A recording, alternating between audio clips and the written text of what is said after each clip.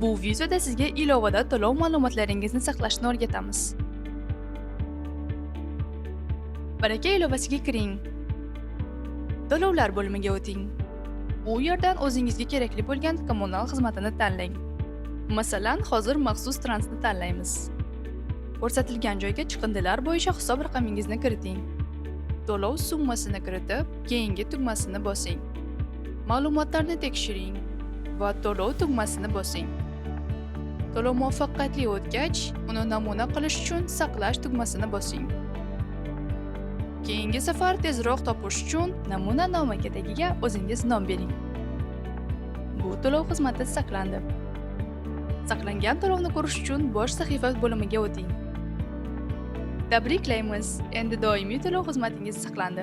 Keyingi safar bu ma'lumotlarni qayta kiritmaysiz.